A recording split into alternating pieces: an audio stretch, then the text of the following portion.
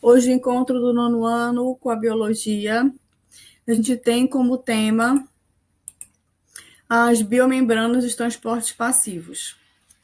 Nós já falamos um pouquinho sobre a membrana plasmática, a composição da membrana, certo? Que a membrana ela é lipoproteica. Então, a gente pode ver aqui que ela é composta, isso quer dizer que ela é composta de lipídios e proteínas.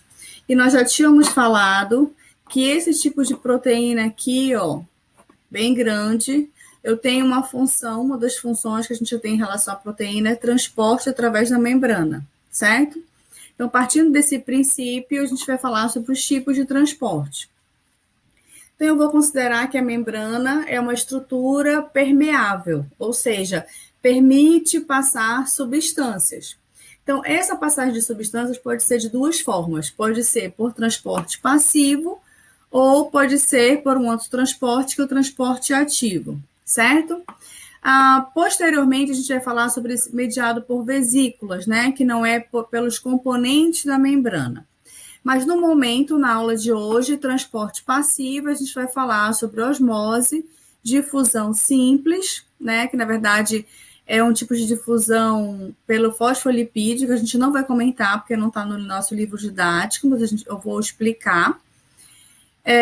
E a difusão facilitada, certo? Então vamos lá. Então, aqui, ó, a gente já viu esses dois tipos de proteína. Então, eu tenho essa proteína aqui, que é uma proteína do tipo canal. Se vocês olharem, é como se ela fosse um poro aberto, né? E eu tenho esse outro tipo de proteína, que é a proteína carreadora ou carregadora. Então, a proteína canal é um poro aberto, aberto entre aspas, né? Na célula não é assim um fluxo fácil. Eu preciso ter pelo menos algo que me impulsione para passar. Eu brinco que a célula não é a casa da mãe Joana, certo? A célula é uma estrutura que as coisas entram e saem com um propósito, com uma função. Não é a qualquer hora, a qualquer tempo, do jeito que quiser. Então, essa proteína facilita muito esse transporte, que é simplesmente por moléculas que têm um tamanho suficiente para passar nesse corredor. E essa daqui, a carregadora, ela é uma molécula que tem um encaixe. Então, como ela tem um encaixe, ela é mais específica, né? Então, aqui a gente vê o modelo da canal, que passa fácil, né? Tipo um corredor. E a carreadora, vocês conseguem ver que ela tem internamente um encaixe. Então, ela vai abrir, encaixar e se mover para passar a molécula para o outro lado. Então, ela fica nesse movimento. A carreadora não, é um canalzinho aberto, não movimenta, certo? Então, vamos lá, explicando. Então, vamos considerar inicialmente que o transporte passivo, ele é chamado assim por não ter gasto energético. Então, nesse tipo de transporte, as substâncias sempre vão passar da onde eu tenho muito para onde eu tenho pouco para distribuir uniformemente, certo? E as proteínas serão canal e carreadora. Aí a gente vai ver o que é esse muito e o que é esse pouco, o que eu estou falando. Então, aqui, ó, quando eu falo muito e pouco, eu estou falando quantidade soluta e dissolvente, certo? Então, soluto seria como se fosse uma partículas sólidas, como sal e açúcar, e o solvente, que é o solvente universal, que é a água. Então, misturando soluto e solvente, tem uma solução. E essa solução tem uma concentração. Tia, como é muito concentrado, pouco concentrado? Só é você pensar num copo onde você põe muitas colheres de água, de açúcar, né? Um copo com água com colheres de açúcar. Ou um suco na sua casa. Você já viu que se você botar demais, o açúcar não dissolve. Esse não dissolver quer dizer o quê? Eu botei muito soluto em relação ao solvente. E eu não consigo mais ter uma capacidade de dissolver esse açúcar. E aí eu vou ter muita concentração de açúcar, né? Que seria de soluto. Então, imaginem essa associação que eu fiz quando eu falar assim, está muito concentrado. Você pensa assim, açúcar ou sal demais que eu não consigo dissolver em uma água, ok? Então, vamos lá.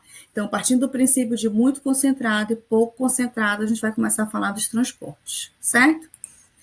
Então, Primeiro, difusão, né? Então, eu vou falar de difusão e depois de osmose. A difusão é a passagem de moléculas, normalmente dissoluto, pela proteína.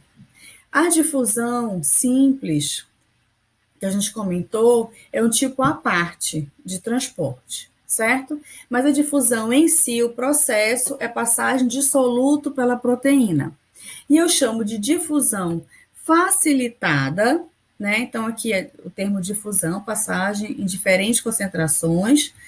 A difusão seria esse soluto de uma região de maior concentração para menor concentração.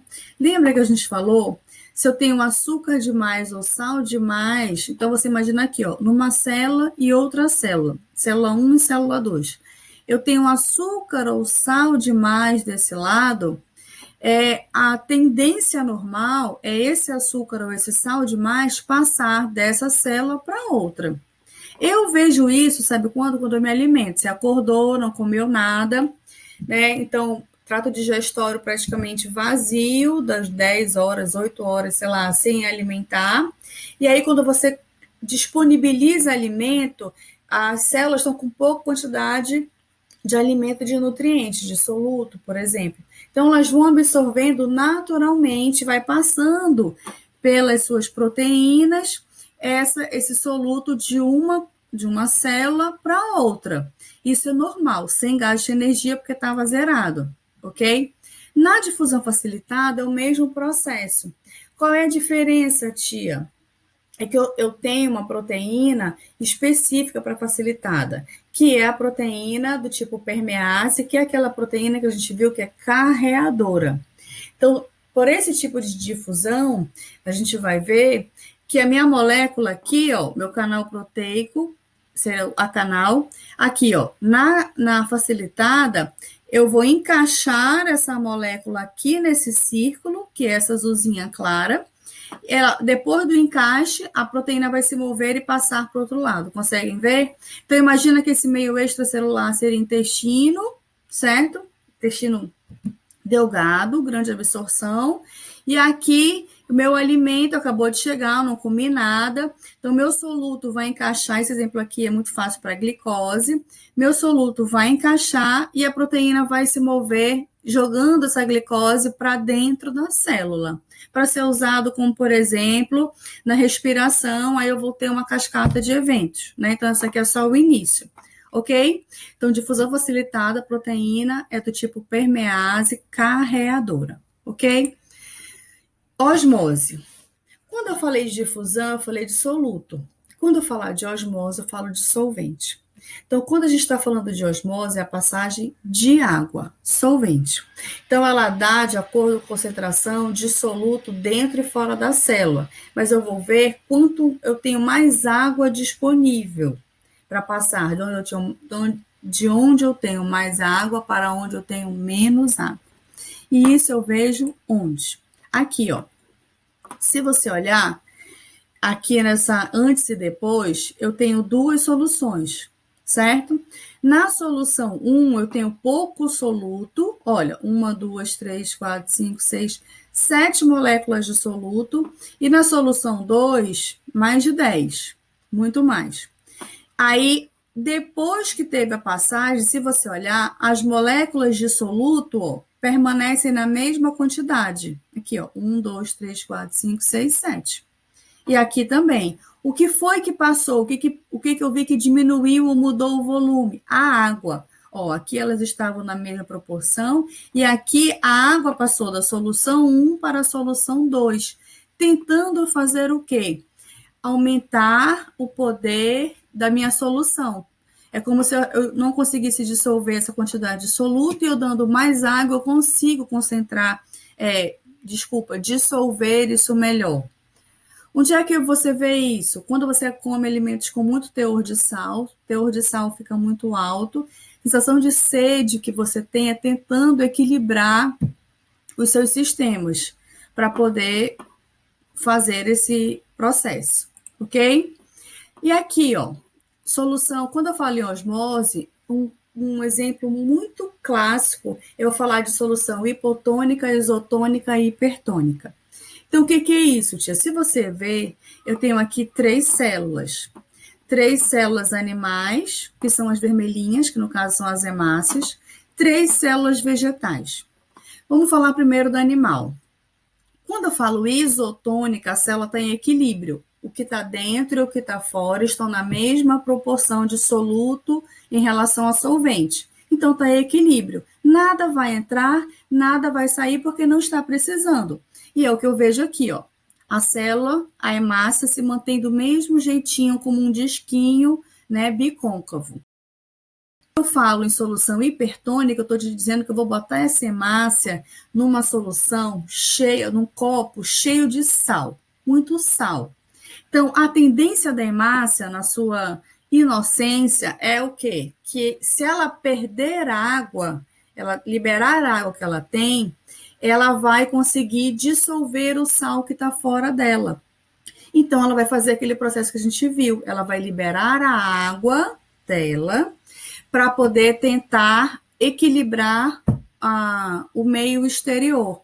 E aí a hemácia fica assim, que a gente fala crenada, né? Fica enrugadinha. Perdeu água, murchou. Quando eu ponho numa solução hipotônica, hipo, baixo. Eu tenho baixo soluto fora da minha célula, né?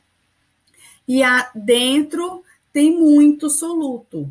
E o que acontece quando eu tenho muito soluto num lugar e pouco soluto no outro? A água passa da onde tem bastante água disponível e pouco soluto para outra célula. E aqui, ó, a minha hemácia vai inchar até estourar. Então, quando a gente fala em avaliação, é clássico, eu vou perguntar assim, botando uma célula numa solução hipotônica. Então, você tem que lembrar que hipotônica é que fora da minha célula tem pouco soluto. Então, o que acontece? A água vai sair de lá para dentro da hemácia. Hipertônica, tem muito soluto fora. A água vai sair para tentar equilibrar. E isotônica é equilíbrio.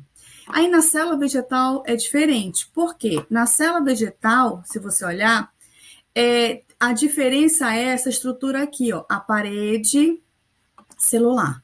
A parede celular, ela cria uma resistência maior para essa, principalmente na solução hipotônica, para ela estourar. Então, na minha célula vegetal, se você olhar, eu não vejo uma alteração tão grande na estrutura dela, porque eu tenho uma parede segurando isso. Então, na minha isotônica vai ficar em equilíbrio, na minha hipertônica ela vai murchar lá, ó, mas a minha parede vai segurar o tamanho celular, e na minha hipotônica, a minha célula vai aumentar o volume, mas ela vai demorar mais a estourar por causa da parede que segura esse processo, ok? Então, esses foram os transportes passivos, sem gasto de energia, que ocorre por proteínas, certo? E aqui eu tenho, a gente fechou com osmose, falando da difusão facilitada, que é um outro processo, que é a passagem de soluto, vamos lembrar, difusão é soluto e osmose é solvente que vai passar, ok? É o que a gente vai falar em relação a transportes. Até a próxima aula. Lembrem de mandar os questionamentos e em breve vamos nos encontrando nas aulas remotas, ok? Tchau, gente, até a próxima.